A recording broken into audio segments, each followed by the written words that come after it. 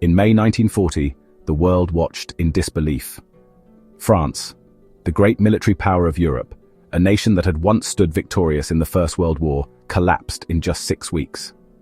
6 weeks! To contemporaries, it seemed impossible. France had emerged from the last war, bloodied but triumphant. Its armies had marched into the Rhineland. Its generals had humbled Germany at Versailles. Yet now, a generation later, the mighty republic had crumbled before Hitler's Reich. How could this happen? How could a country with vast armies, modern weapons, and powerful allies be defeated so quickly? The fall of France in 1940 was not just a military collapse, but a complex interplay of political, military, and social factors.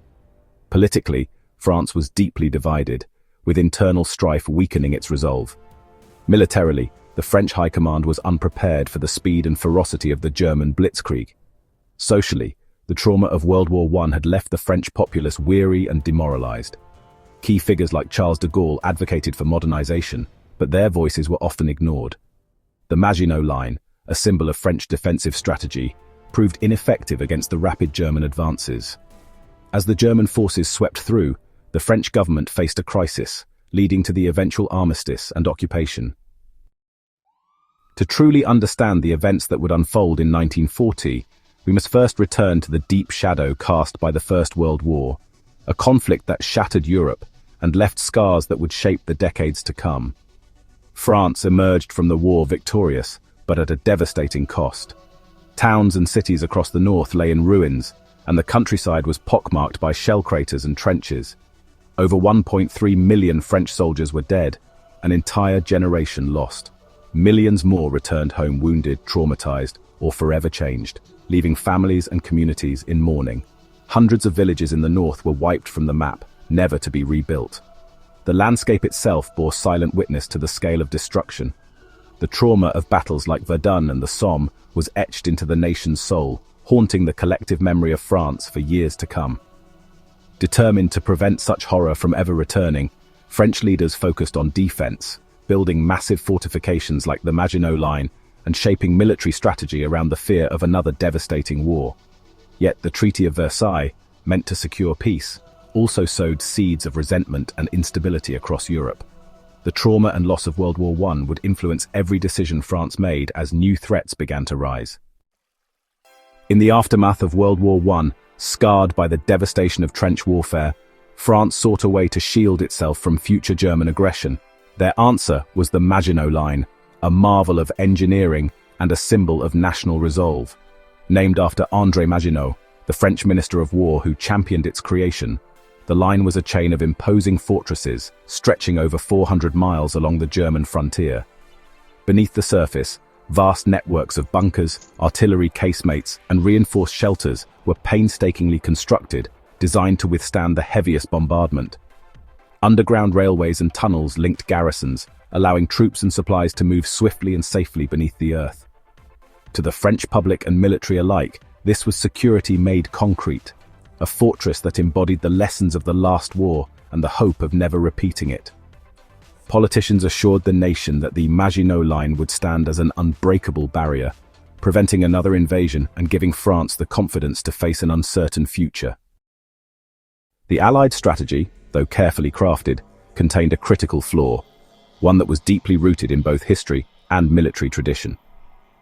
The MaginotLine, France's vast and expensive defensive barrier, was designed after the trauma of World War I to prevent another German invasion.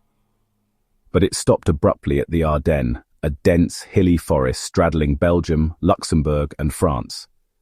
French military planners, haunted by the horrors of static trench warfare, believed the Ardennes was a natural barrier, virtually impassable to tanks and mechanized forces.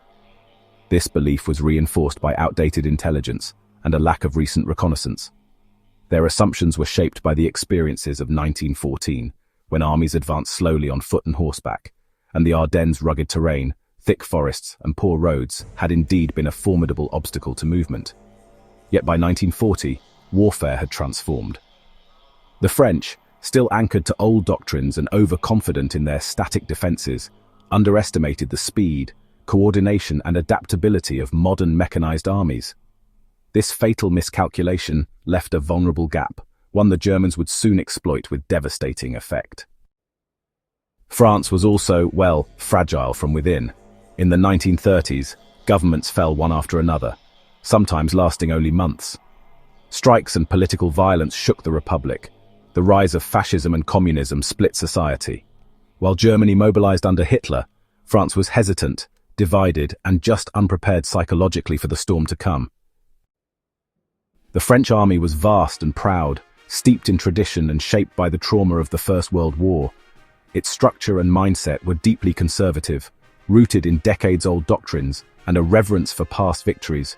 Many senior commanders were veterans of World War I, men who had endured the horrors of the trenches and emerged with a cautious, defensive outlook. Their training and experience revolved around static warfare, trenches, relentless artillery barrages, and long, grinding campaigns where patience and endurance mattered more than speed or maneuver. This mindset shaped their doctrine, known as la guerre de longue durée, a war of duration, where victory would come not from bold offensives, but from outlasting the enemy through careful planning and superior resources. The French believed their industrial strength and vast reserves would eventually wear Germany down. But this conservative approach, while rooted in hard-won lessons of the past, left them ill-prepared for the fast-moving, mechanized warfare that was about to sweep across Europe. But across the Rhine, Germany had reimagined war. The humiliation of Versailles had given birth to something, well, radical. A new generation of officers, Guderian, Manstein and others, embraced mechanization, speed and coordination. They called it Blitzkrieg, lightning war. Tanks were no longer infantry support. They were the spearhead. Aircraft were not just scouts, but shock troops from the sky. The goal was psychological as much as military: paralyze the enemy before he could react. The German plan to conquer France in 1940 was shaped by both innovation and the bitter lessons of World War I. General Erich von Manstein and General Heinz Guderian argued for a radical departure from the old Schlieffen plan, which had failed in 1914. Instead of a predictable attack through Belgium, the main thrust would smash through the dense Ardennes forest, an area the French considered impassable to tanks and left lightly defended. Hitler, impressed by the audacity of the plan, overruled more cautious generals and gave his approval, betting that speed, surprise, and concentrated armored power would bring a swift victory. When Germany invaded Poland in September 1939, France and Britain declared war. But what followed was strange: the phony war. For 8 long months, the Western Front remained quiet. French soldiers sat in their bunkers, waiting, watching. Newspapers joked about a war without battles, but in reality it was a dangerous illusion. While the Allies hesitated, Germany rebuilt its strength, preparing for the decisive blow. On May 10th, the storm finally broke. German forces launched their offensive, striking through the Low Countries, Belgium, the Netherlands, and Luxembourg, catching the Allies off guard. The Netherlands, unprepared for the speed and ferocity of the attack, fell within days. Belgium reeled under the assault, its cities bombed and civilians forced to flee. The Allies rushed north to meet the German advance, exactly as Hitler had hoped, falling into his carefully laid trap. Believing the main battle would unfold as it had in 1914, they failed to anticipate the new tactics of Blitzkrieg, setting the stage for the rapid collapse that would follow. But then came the hammer strike, a pivotal moment in the German Blitzkrieg strategy. A massive armored column, 7 panzer divisions, poured through the supposedly impassable Ardennes, catching the Allies completely off guard. The French had considered the Ardennes a natural barrier, leaving it lightly defended. At Sedan, their defenses were quickly overwhelmed by the speed and coordination of the German assault. The Luftwaffe bombed relentlessly, sowing panic among exhausted troops and crippling French command and communication. Within days, the German breakthrough was complete, splitting the Allied forces and opening the road to Paris. France's strongest defenses, the MaginotLine, had been completely bypassed, rendering years of French military planning obsolete and sealing the fate of France in just weeks. The German advance in May 1940 marked a turning point in military history. Utilizing the revolutionary Blitzkrieg tactics, combining fast-moving tanks, mechanized infantry, and relentless air support, the Germans shattered traditional expectations of warfare. French commanders, still anchored in World War I doctrines of static defense and slow-moving infantry, were caught off guard by the speed and coordination of the German assault.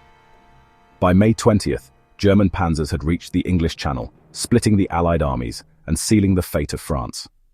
The rapid advance not only stunned the world but also exposed the vulnerabilities of the Allied strategy, forever changing the face of modern warfare. In late May 1940, as German forces swept through France with unprecedented speed, hundreds of thousands of British and French soldiers found themselves trapped on the beaches of Dunkirk, surrounded on all sides and facing imminent destruction. The Allied High Command realized that only a desperate evacuation across the English Channel could prevent a catastrophic loss of manpower and morale. Under relentless German bombardment from the air and land, a hastily assembled flotilla of Royal Navy warships, merchant vessels, and hundreds of civilian boats, fishing vessels, pleasure craft and ferries, crossed the Channel in what became known as Operation Dynamo, rescuing 338,000 Allied troops. The so-called Miracle of Dunkirk preserved the core of the British Army, allowing Britain to continue the fight against Nazi Germany. But the evacuation left behind vast quantities of equipment and a shattered French defense, leaving France fatally exposed to the advancing German forces. In Paris, panic spread. Refugees clogged the roads, desperate to escape the advancing German forces. Government ministers quarreled. Should France fight on or seek peace? The debate was fierce, reflecting the nation's turmoil. Prime Minister Paul Reynaud urged resistance, believing that France could still turn the tide with British support. But Marshal Philippe Pétain, the old hero of Verdun, argued the nation could not endure another round of slaughter. He saw no hope in continued resistance. His words carried weight with a people already traumatized by one world war. The memories of the Great War's devastation were still fresh, influencing public sentiment deeply. On June 14th, German troops marched into Paris. The city fell without a fight. Days later, in the same railway carriage where Germany had signed the 1918 armistice, France surrendered. Hitler stood triumphant, relishing the symbolism of revenge. The defeat of France in June 1940 led to a nation split in two. The north and west fell under direct German occupation, with Paris itself under enemy control. In the south, Marshal Philippe Pétain, a World War I hero, established the Vichy regime, ostensibly independent but in reality collaborating with Nazi Germany. This division marked a profound rupture in French society and politics. For the first time since the Revolution, the ideals of liberty and republicanism were suppressed, replaced by authoritarian rule and collaboration. The consequences for ordinary people were immediate and severe. Millions of civilians, fearing German reprisals and occupation, fled their homes in a mass exodus known as the Exode, seeking safety in the unoccupied zone. Meanwhile, over 1 million French soldiers were taken prisoner, enduring harsh conditions in German camps. Families were torn apart, and daily life was marked by fear, scarcity, and uncertainty. Across the Channel, the British evacuation at Dunkirk became a symbol of hope, while Charles de Gaulle, refusing to accept defeat, broadcast his famous appeal from London. He urged the French to resist occupation and collaboration, laying the foundation for the Free French movement. The division of France was not just territorial, it was a crisis of identity, leadership, and the very soul of the nation. The struggle for France, both at home and in exile, was only beginning. For Hitler, it was the high point of his career, the moment he believed himself invincible. Britain now stood alone. Across the Channel, Winston Churchill vowed to continue the fight, declaring, "We shall never surrender." Blitzkrieg had crushed a superpower, but as history would soon show, lightning cannot strike forever. If you enjoyed this video, please like and subscribe for more history content, and drop your thoughts in the comments below. See you in the next video.